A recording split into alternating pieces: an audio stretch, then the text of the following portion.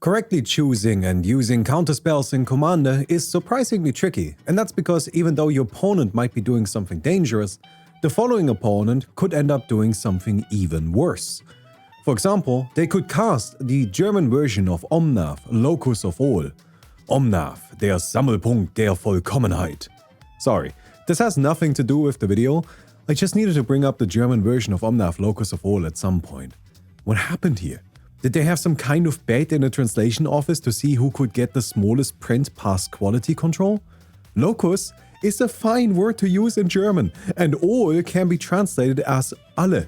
Omnath, Locus von allem, would have been fine, but no.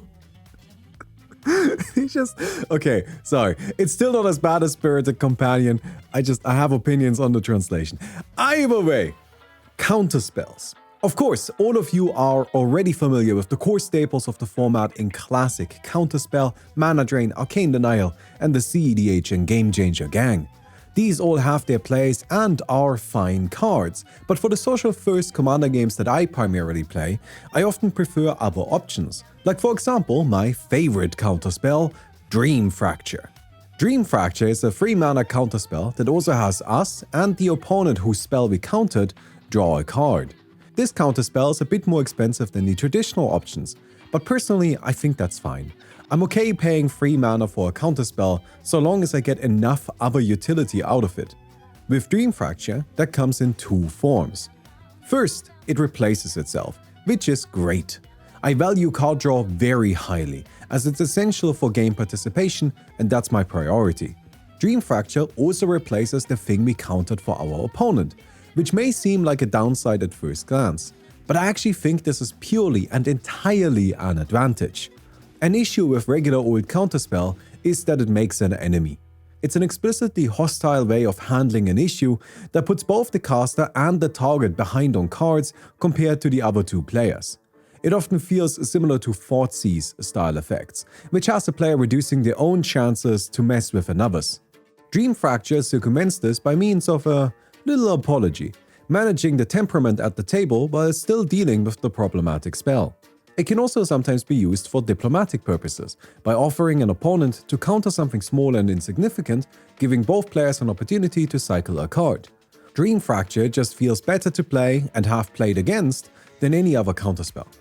Drawing as an additional or alternative mode on counterspells is something I value highly. Pretty often in Commander, a counterspell is just not the right tool for the job. That's why I appreciate Spellgyre. Spellgyre is a 4-mana instant with 2 modes. We can either counter a spell or surveil 2 and then draw 2. This may seem really inefficient for the mana cost.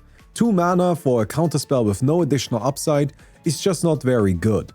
And that's true, but I like treating Spellgyre more as a card draw spell that has the modality of countering rather than a counterspell that can draw.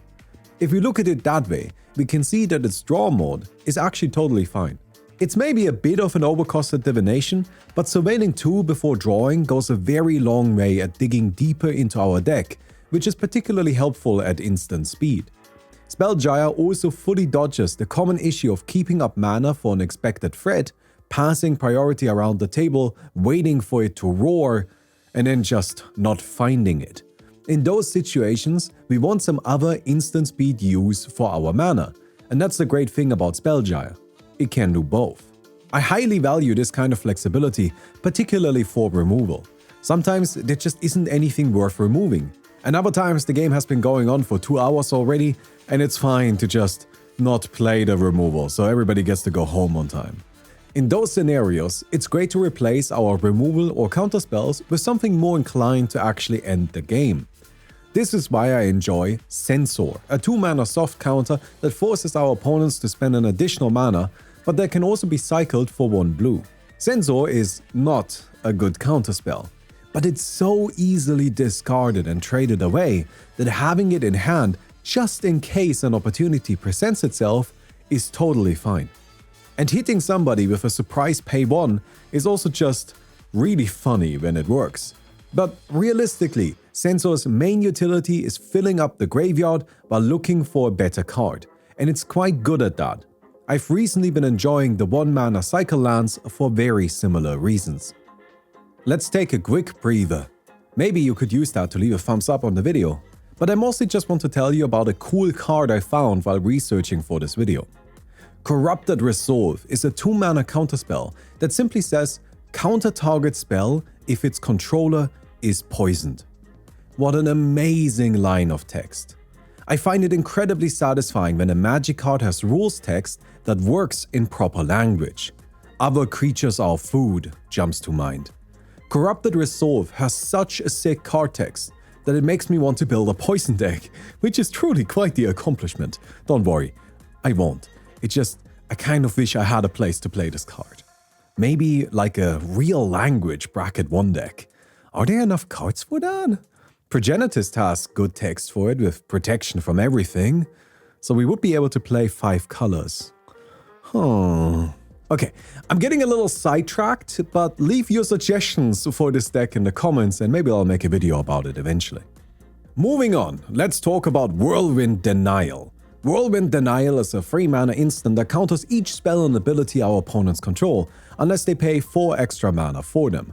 To be clear, they have to pay 4 extra mana for each spell or ability, which is usually the same as just being a hard counter. I've talked before about how Stifle is actually a very useful effect in Commander, as many decks rely on powerful enters the battlefield or otherwise triggered abilities, and Whirlwind Denial can counter those on top of spells. In that way, it can act as a disallow, which is actually a card I value pretty highly as well. But of course, what makes Whirlwind Denial stand out is how it absolutely shreds a large stack of spells and abilities, deleting all of them at once while keeping ours intact. The best opportunities here are actually not counter wars.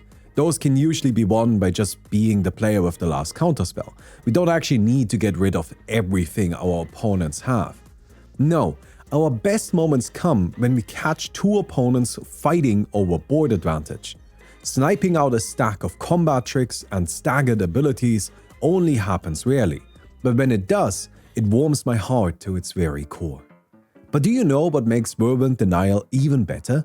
It absolutely hoses Eldrazi, countering both the cast trigger and the creature itself. Also does the same thing for Cascade, but it's way funnier when it happens to Eldrazi. Now, some decks, specifically aggressive creature decks, don't want to hold up mana at any point and instead aim to flood the board and get some damage in. For those, I can recommend an entire family of on-board creature counterspells that work incredibly well at keeping up pressure while preventing our opponents from landing board wipes or pillow fort spells that might stop our assault. Cards like Malevolent Hermit, Diversion Unit, Wizard Replica, and the Spiketail family all follow the same core idea. They are understated creatures that can be sacrificed to increase the mana cost of a spell. At first glance, these seem really lacking, since we can counter removal, but at the cost of removing our creatures. However, that's not how these cards play out in practice. Players don't like playing into counterspells, which means if they know that we can counter their removal, even if it costs us a creature, they simply won't play it. These cards are such powerful deterrents that we don't even need to use them, which is, of course, the wrong play from our opponents. Against these blue, evasive, probably coastal piracy supported board states, the correct play is to just force them to use their creatures as counters, and that way you can still suppress their pressure. And now that I've said this, my recommendation just got a whole bunch weaker, but I think it's good to be aware of these creatures and the psychological effects they have nonetheless. It's always important to remember that Commander is a performative game just as much as it's a collection of rules. And within that performance, a Spiketail Drake, as innocent as it may look, goes a long way. Although, let me be clear here, these creatures don't go into every deck. They definitely demand a specific environment.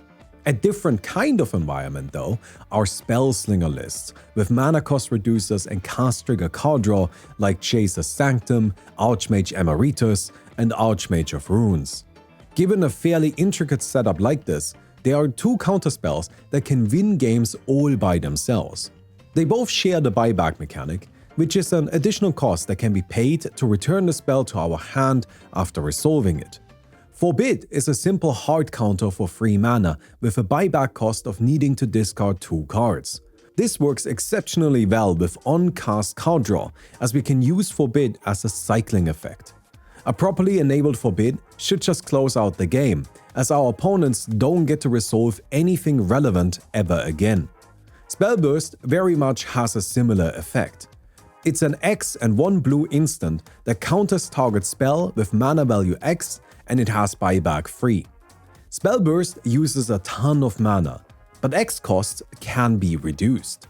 Mind Splice Apparatus and Mystics of the Ismagus jump to mind, since they can bring the cost of any instant and sorcery down to basically only its colored mana. And with Spellburst, that means it's a 1 blue counterspell that returns to our hand after resolving, which should just be a win. Just make sure that if you're playing these cards, you accompany them with some way to actually kill your opponents, and don't just stall the game to hold for no good reason. I may have tried to build a budget tournament deck that worked like that, and it was mostly annoying and didn't win the game. Yeah, we have timers for budget tournaments, and I played every game into time. It did not work. I didn't even play it. I played 6 instead. I just practiced it and then I gave up. Anyways, let's finish up the video with something a bit less convoluted. Sudden Setback is a 4 mana instant from Murders at Karlov Manor of all places. Man, that set was not good.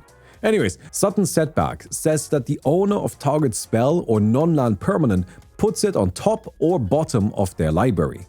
Interestingly, despite serving the same purpose as a counterspell, Sudden Setback doesn't actually counter the spell, which means it can get past counterspell protection like on Coma or Nif Mizzet.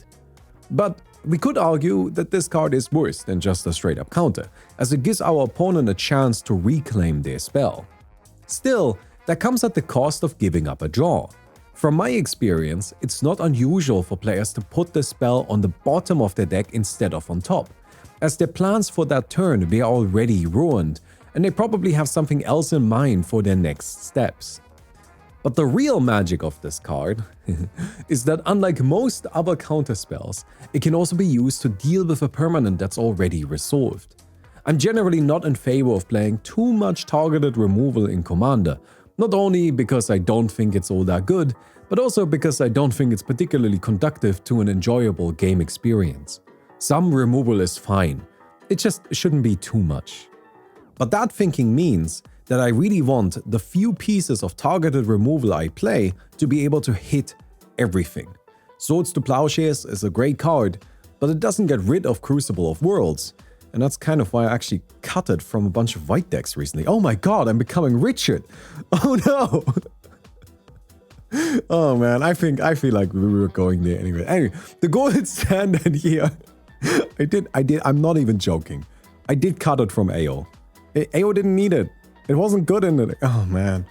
The gold standard here are of course Beast Within, Generous Gift, and Stroke of Midnight. Sudden Setback has that same utility. It can hit all non-land permanents, which makes it very unique because it can deal with everything, taking out problematic spells before they even resolve, or dangerous permanents that already entered. And yeah, it mostly just buys time, but time is important. An issue all counterspells share is that they ultimately don't actually win the game. They can do a lot of damage and enable the rest of our deck, but we still need that rest of our deck.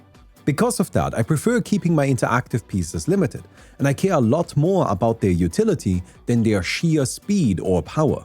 I don't really play the classic counterspell anymore, and instead prefer the cards I told you about today, and I hope I was able to give you some ideas for your own deck building.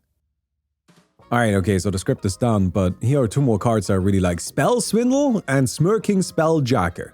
These are very good, just look them up yourself. These are great cards, even though they're a bit expensive, and I do need a deck where they make sense, but in those decks, they kick ass. Anyways, I hope you guys enjoyed the video. If you did, don't forget to give it a thumbs up, we'll definitely appreciate that. I am finally getting into a groove making these videos. Oh my god, it took me so long to get into the right mindsets, but I think we're getting there. Anyways, I'll see you guys. Goodbye.